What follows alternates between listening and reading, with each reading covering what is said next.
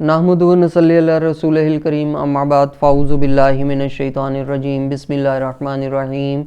Dear students, आज हम exercise 6 का क्वेश्चन नंबर 14 सॉल्व करते हैं। क्वेश्चन नंबर 14 है copy and complete this table. इस टेबल जो दिया गया है टेबल है, इसे हमने कॉपी करना है और फिर उसको कंप्लीट करना है। ठीक है, अब देखें ये कुछ शेप्स, रेक्टेंगल शेप्स की डायमेंशंस दी गई हैं और उसके मुताबिक हमने इसको सॉल्व करना है। जैसे कुछ पार्ट्स में आपको लेंथ बता दी गई है, आपने उसकी विड्थ और फिर एरिया मालूम करना है, या फिर लेंथ और विड्थ बता दी गई है, यह हमने एरिया मालूम करना है, या किसी जगह हमें विड्थ और एरिया बता दिया गया है, हमने लेंथ मालूम करनी है। ठीक है, जैसे हमारे पास जो ए पार्ट है उसमें उसने लेंथ बता दी है 20 सेंटीमीटर, एरिया बता दिया है 100 सेंटीमीटर स्क्वायर और हमने इसकी विड्थ मालूम करनी है। ठीक है, तो उसके लिए देखें हमारे पास जो ए पार्ट है उसमें उसने क्या बता दिया, हमारे पास लेंथ उसने बता दी 20 सेंटीमीटर। ठीक है, एरिया उसने बता दिया हमारे पास 100 सेंटीमीटर स्क्वायर और उसकी विड्थ जो है वो हमने मालूम करनी है। ठीक है, जैसा कि रेक्टेंगल का फार्मूला है जी, रेक्टेंगल का जो फार्मूला होता है एरिया का वो हम लगाते हैं रेक्टेंगल के एरिया का फार्मूला होता है लेंथ मल्टीप्लाई बाय विड्थ या ब्रेथ। ठीक है, अब एरिया कितना दे दिया उसने, दे दिया हमारे पास 100 सेंटीमीटर स्क्वायर। ठीक है, लेंथ दे दी उसने 20 सेंटीमीटर और मल्टीप्लाई बाय ब्रेथ आ गई, उसकी विड्थ या ब्रेथ आ गई। ठीक, अब देखिए ये 20 सेंटीमीटर यहाँ पे मल्टीप्लाई हो रहा है तो दूसरी तरफ जाके ये क्या हो जाएगा, डिवाइड हो जाएगा। ठीक है, तो b इज इक्वल टू, क्योंकि b हमने मालूम करना है, यानी ये इस तरफ लिख दें, ये उस तरफ चला जाएगा। ठीक है, तो इधर ये 100/20 इज इक्वल टू b लिख दें, या b इस तरफ ऐसे लिख के और ये 100 सेंटीमीटर स्क्वायर ओवर 20 सेंटीमीटर लिख दें, तब भी एक ही बात है। ठीक है, अब ये देखें ये पॉइंट 0 से 0 कट गया, 2 1 ज़ा 2, 2 5 ज़ा 10। ठीक है, 2 सेंटीमीटर में से 1 सेंटीमीटर माइनस हो गया तो 1 सेंटीमीटर रह गया, तो b इज इक्वल टू हमारे पास आ गया 5 सेंटीमीटर। ठीक है, तो ए पार्ट का आंसर हमारे पास क्या आ गया, 5 सेंटीमीटर। ठीक है, अब चलते हैं हम बी पार्ट की तरफ। बी पार्ट है हमारे पास 24 सेंटीमीटर, लेंथ दे दी, उसकी ब्रेथ दे दी 3 सेंटीमीटर, तो हमने एरिया मालूम करना है। ठीक है, तो बी पार्ट हमारे पास आ गया 24 सेंटीमीटर, 24 सेंटीमीटर।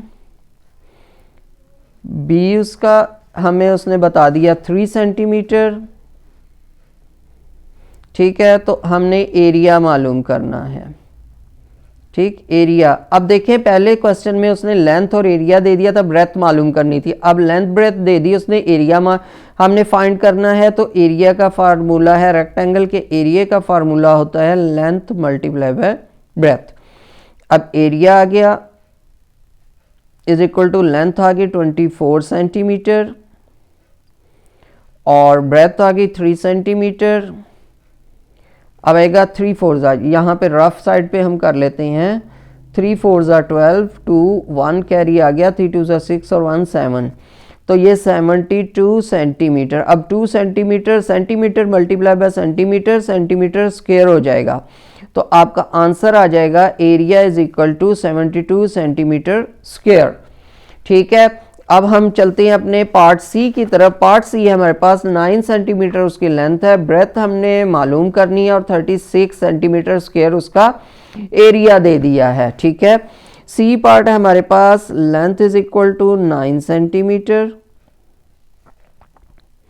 एरिया हमारे पास आ गया 36 सेंटीमीटर स्क्वायर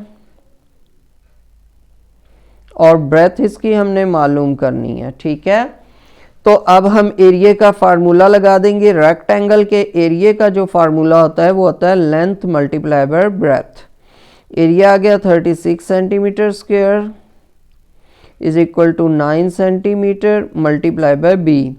ये 9 इधर मल्टीप्लाई हो रहा है, उस तरफ जाके क्या आ जाएगा, डिवाइड हो जाएगा। 36 सेंटीमीटर मल्टीप्लाई बाय सेंटीमीटर, देखें 2 सेंटीमीटर स्क्वायर था ना, सेंटीमीटर स्क्वायर था तो हमने सेंटीमीटर मल्टीप्लाई बाय सेंटीमीटर कर दिया, 9 सेंटीमीटर। ये देखें ये सेंटीमीटर से ये चला गया, 9 1 ज़ा 9, 9 4 ज़ा 36, तो b इज इक्वल टू हमारे पास आ गया 4 सेंटीमीटर। तो हमारे सी पार्ट का जो आंसर है वो क्या आ जाएगा, 4 सेंटीमीटर स्क्वायर। ठीक है, अब हम चलते हैं अपने पार्ट डी की तरफ। पार्ट डी में अब उसने लेंथ कहता है आपने फाइंड करनी है, ब्रेथ उसने 3 सेंटीमीटर दे दी और एरिया आपको 54 सेंटीमीटर स्क्वायर दे दिया। ठीक है, तो अब हमारा जो डी पार्ट है उसमें क्या आ जाएगा, ब्रेथ हमारे पास दे दी उसने 6 सेंटीमीटर, एरिया हमारे पास दे दिया is equal to 54 centimetre square, और हमने लेंथ फाइंड करनी है। क्या फाइंड करनी है, लेंथ अब फाइंड करनी है हमने। रेक्टेंगल के एरिया का फार्मूला आ जाएगा, area is equal to L multiply by B. अब एरिया हमारे पास आ गया 54 सेंटीमीटर स्क्वायर, लेंथ हमने मालूम करनी है, ब्रेथ आ गया 6 सेंटीमीटर। ठीक है, ये मल्टीप्लाई और उधर जाके क्या जाएगा, डिवाइड हो जाएगा। 54 centimetre multiply by centimetre divided by 6 centimetre. Centimetre से सेंटीमीटर कट गया, 6 1 ज़ा 6, 6 9 ज़ा 54, तो L इज इक्वल टू हमारे पास लेंथ इज इक्वल टू आ गया 9 सेंटीमीटर। ये हमारे पास आंसर आ गया। अब हम चलते हैं अपने ई पार्ट की तरफ। ई पार्ट है भी इसी तरह, लेंथ हमने मालूम करनी है, ब्रेथ उसने दे दी 10 सेंटीमीटर और एरिया दे दिया 120 सेंटीमीटर स्क्वायर। तो ई पार्ट की तरफ चलते हैं हम। b is equal to 10 centimetre, area is equal to 120 centimetre square, और हमने लेंथ फाइंड करनी है। ठीक है, लेंथ हमने फाइंड करनी है, तो हमारे पास एरिया आ गया रेक्टेंगल का, area is equal to L multiply by B. Area आ गया 120 centimetre square is equal to, length रहने देते हैं, ब्रेथ आ गई 10 सेंटीमीटर, ये इधर मल्टीप्लाई और उधर जाके क्या आ जाएगा, डिवाइड हो जाएगा। 120 centimetre multiply by centimetre divided by 10 centimetre. ये सेंटीमीटर से ये सेंटीमीटर कट गया, 0 से ये 0 कट गया, तो हमारे पास लेंथ आ गई 12 सेंटीमीटर। तो ये ई पार्ट का आंसर आ गया। उम्मीद है बच्चों आपको क्वेश्चन नंबर 14 अच्छी तरह समझ आ गया होगा। अगर क्वेश्चन नंबर 14 अच्छी तरह समझ आ गया है और मेरी ये वीडियो आपको पसंद आई है तो मेरी वीडियो को लाइक ज़रूर कीजिएगा, शेयर भी कीजिएगा और कमेंट बॉक्स में अपने कीमती मैसेज से आगाह भी कीजिएगा। शुक्रिया, अस्सलामु अलैकुम।